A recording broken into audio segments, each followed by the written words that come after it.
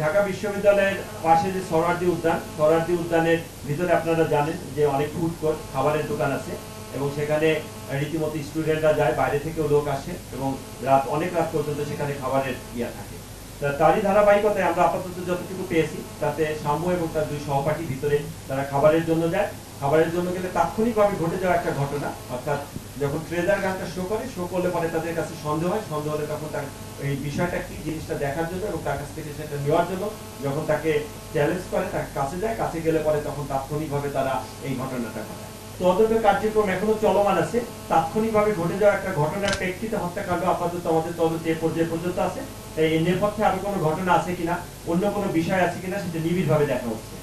সামনের সাথে যারা ছিল তাদের সাথেও আমরা একাধিকবার কথা বলেছি এবং তাদের সঙ্গে আমরা প্রিয় ভিজিট করেছি, তারাও আমাদের সঙ্গে গিয়েছেন এবং আমাদের সাথে বিভিন্ন সময় তদন্তের বিভিন্ন কিছুতে যখন আমাদের তথ্য দরকার হয়েছে তখন তাদের সাথে আমাদের কথা হয়েছে।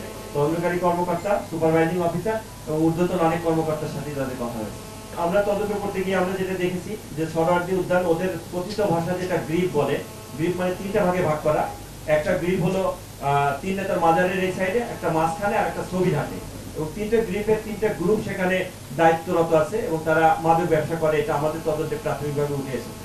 একটা গ্রুপের দায়িত্বে মেহেদির গ্রুপের ম্যাক্সিমাম অর্থাৎ যে আটজনই মেহেদির গ্রুপের, মেহেদি একটা গ্রুপের নেতা, দলনেতা, এবং মেহেদি মূলত এই সুইচ গিয়ার গুলো সাপ্লাই দিয়ে থাকে এবং তার একটা কালো ব্যাগে করে ঘটনার দিনে ব্যাগে করে সুইচ গিয়ার আনে, তাৎক্ষণিকভাবে সেই সদস্যদের ভিতরে সেটা ডিস্ট্রিবিউশন করে এবং ট্রেজার গান আছে, ট্রেজার গানগুলো ডিস্ট্রিবিউশন করে। পাশাপাশি একই রকমের এই অস্ত্র শস্ত্র সহ আরো দুটো গ্রুপে আরো দুই গ্রুপ তারা তাদের কার্যক্রম করে, এটা আমরা জানি। এটা যেটা হলো যে ওই গ্রুপগুলোয় আমাদের কার্যক্রম চলছে। আমরা তদন্তের সাথে আপাতত সেই নামগুলো না হয় ডিসক্লোজ না করি, বাট তাদেরকে আমরা আমাদের আওতায় নিয়ে আসবো এবং আমরা ওইটাকে মাদকমুক্ত করবো, এটাই আমাদের কমিশনার স্যারের নির্দেশনা।